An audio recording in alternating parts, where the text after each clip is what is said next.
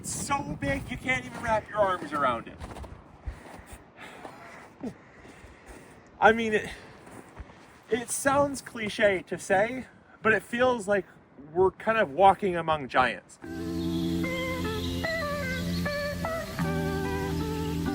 What is going on, everyone? Welcome to another very exciting episode right here on the MIgardener channel. In my opinion, this is probably going to be one of the most exciting videos that we've done in a very, very long time. Now, if you love history, buckle up. If you love agricultural history, buckle up twice. This is going to be a wild ride. I'm very excited about it. But before we get started with this episode, I want to rewind about 2 weeks ago.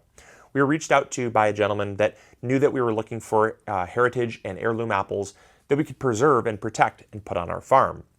And he reached out to us and said that across the street from him, there was a country club, and the country club still had on it some very old apples from the old homestead and farmstead that was located there at the time. And through doing a bunch of research, we've gotten some leads, but we still have some unanswered questions. And so what we're doing today is, in my opinion, one of the most important things that we probably will do here on the channel, because apples, as I've already said, are a very important, culturally significant crop. They were one of the first cultivated crops that were brought over from Europe into the Americas. They were the first crop that was domesticated across the world. They're the most widely cultivated fruit crop in the entire world. It is just so important to us.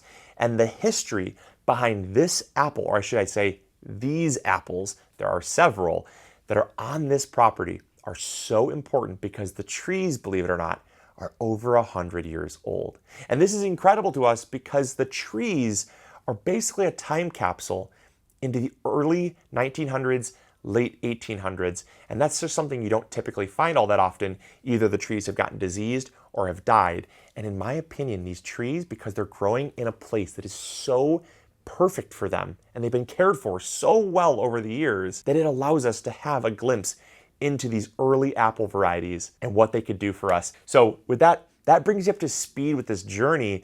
But I want to tell you, I want to kind of give you some clues, and then we're going to get some hopeful answers when we go to the St. Clair Historical Society. So our journey began with trying to find out roughly who would have been the original owner, because we know roughly where we're looking. So on a map here, this is zoomed in to where the apple trees are. This is St. Clair, where we're located. And so here's St. Clair. Up here is the St. Clair Country Club.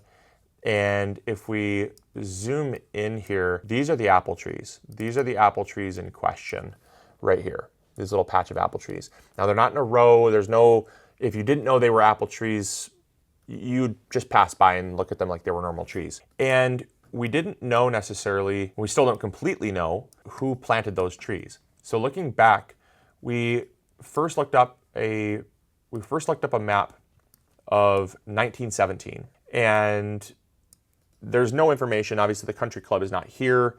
This is from 1917, but we do have this. This right here is very important. So this is Stag Island, and Stag Island is a really easy marker that can tell us where we're at on the map. So from there, we can actually kind of assess roughly if Stag Island is here and the country club is somewhere over here.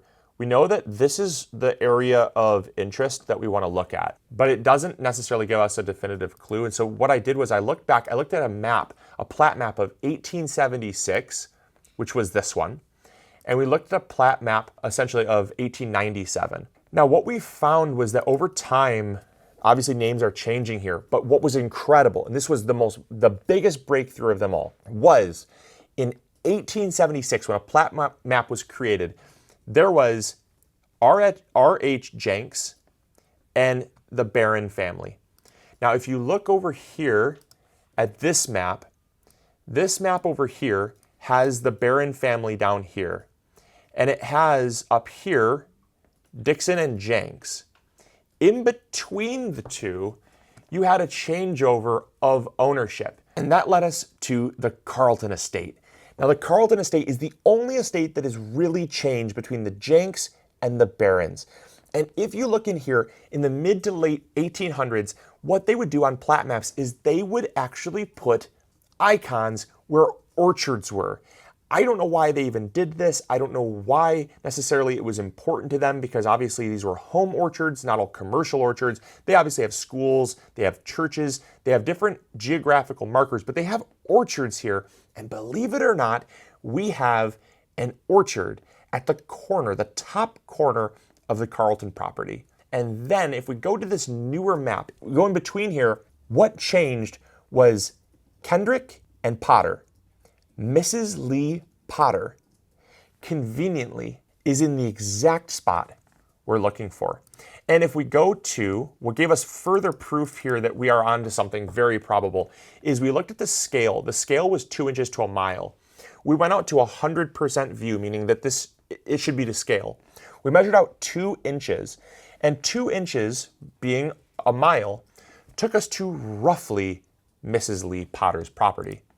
And if we were to measure the distance from the tip of Stag Island using the measuring tool on Google Maps to where we need to be, it was roughly, tip of Stag Island, it was roughly 1 mile. And so we have, in my opinion, one of the most probable leads to who planted these apple trees. And that is where we're going to go on a journey to get some hard facts and hopefully some answers at the St. Clair Historical Society. So let's go check out the museum. So we are just pulling up here to the St. Clair Museum. I do want to be really clear here too, that anyone that's watching this, I just want to point out that just because we are mentioning different names and locations does not give people the right to trespass. We've gotten written permission. So please, please, please respect the fact that we're doing this mission so that you don't have to. And then once we do all the work, you can reap the benefits. Let's go talk to some people.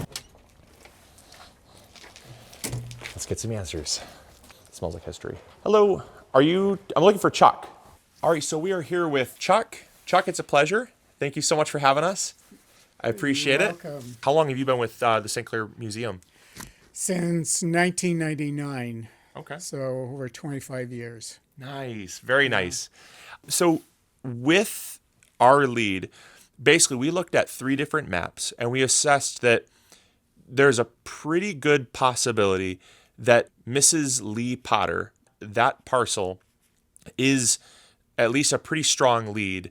But then there's also another parcel from the last name Carlton, which was, I believe it was 1876, I believe. What would be your thoughts, or are we on the right track? You're on the right track. I think your apple trees were on a 100-acre parcel that belonged to Lee Potter and was sold to the country club by his son, Bradford Potter, in 1970.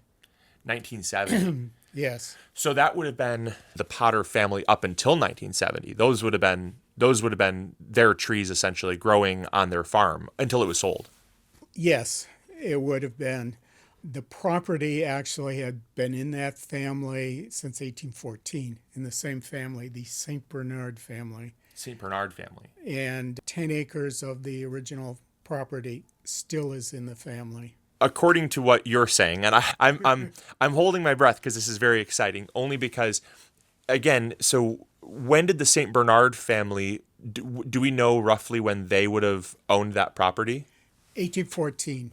They came here from Canada, got a grant to a large parcel of land there, and lived there for generations. So then the St. Bernard family, that became the Potter family's farm, correct? Correct. Yes, Lee Potter married St. Bernard. I'm sure it was their farm. Now, you had mentioned G. Carlton, which would be George Carlton.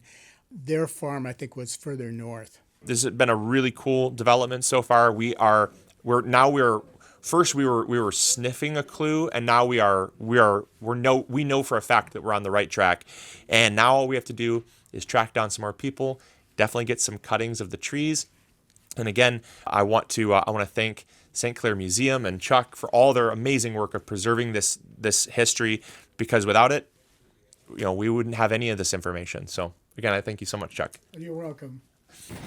So we are out here with permission, obviously, to go get some apple cuttings, some scion wood, I should say. And it's a brisk one today. It is a brisk one, but we are excited. We are motivated at the prospect of saving these amazing varieties. I'll tell you what, they're beautiful. They're beautiful. It's like almost a quarter mile of a walk. Look at these things.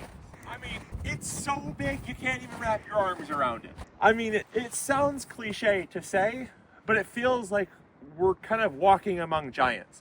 They're just so massive and old, and like, it's just unreal. The really exciting thing is that because these trees are on a golf course, they're pretty well maintained. There's a good amount of scion wood that can be clipped. Look at these.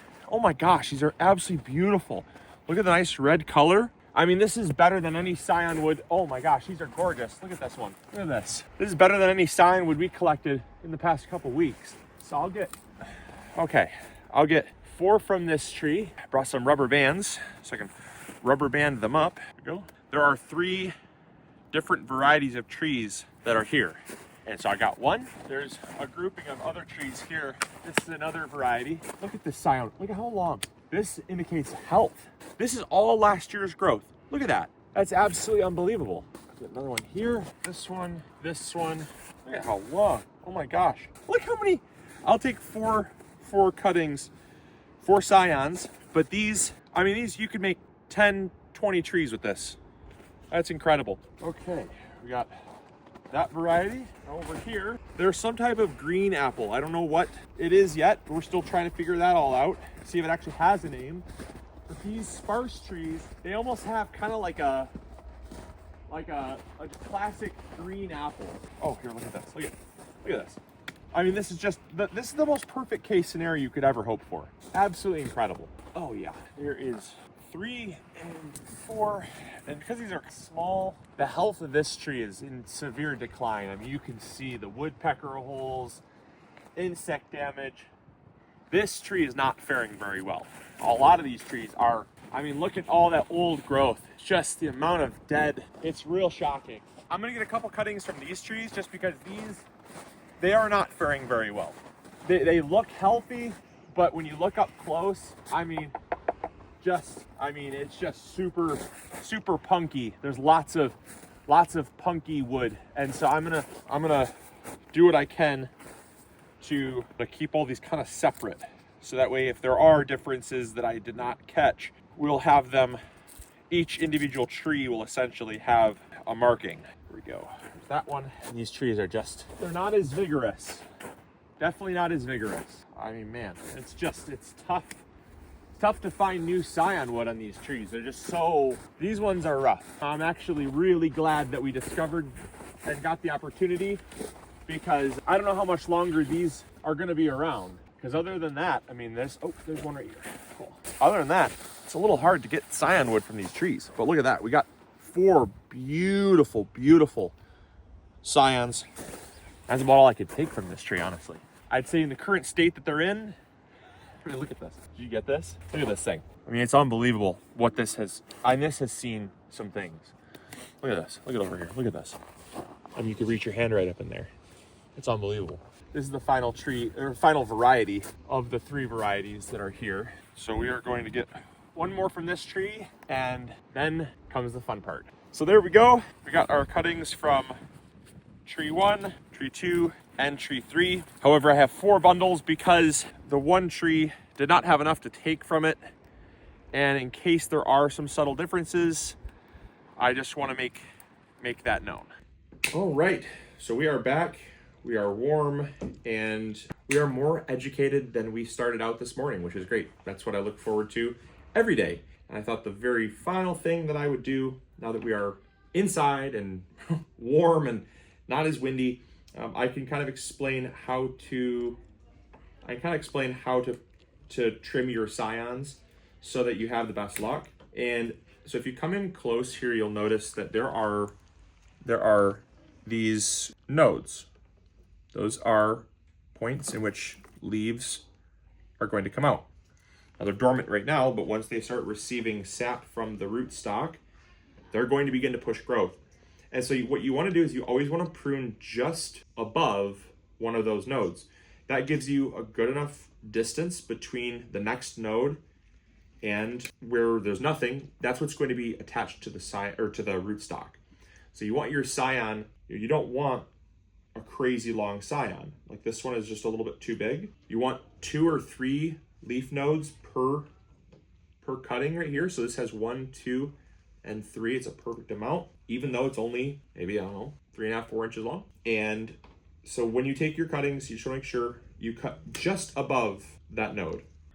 So here's a node, here's a node, here's a node, there's a node. And we want to make sure that we're not too long, we can't fit in the bag. And so I'm just going to go just above that node there. And that means there's going to be a good inch and a half where there's nothing. And that allows us to trim this on a 45, or not a 45, maybe like a 70-degree angle, a really steep angle that's then going to get spliced into the rootstock. So coming here one more time, we'll do it one more time, and then we'll let you all get outside and take your own apple cuttings. Just above the node, there's that. And those are our cuttings. I have one more to do, and we'll put these inside of a bag. Again, you want to store your scion wood dry. There's plenty of moisture in these cuttings here. You don't need to add any water. Any extra water will end up creating condensation and will rot out the buds come grafting time. So just keep them bundled, rubber band, a label, and in the fridge between 34 and 45 degrees. It's gonna be great. So I hope you all enjoyed. I hope you all learned something new. As always, I want to thank anyone that helped make this video possible. I want to thank all of you for your support. And as always, this is Luke from the MIgardener channel, reminding you to grow bigger. Take care. Bye. Hey, thank you so much for watching today's video. I really appreciate it. If you enjoyed, consider clicking this one. You'll probably enjoy it just as much. I want to thank you for your viewership, because without it, this channel would not be as amazing as it is. Also, if you haven't subscribed, consider subscribing. It's free, and we upload videos every Monday, Wednesday, or Friday. We also have vegetable seeds, fertilizer, or tools. If you need any of those, consider visiting MIgardener.com. Links will be in the description box below. We've got you covered. And as always, we'll see you all in the garden. Take care. Bye.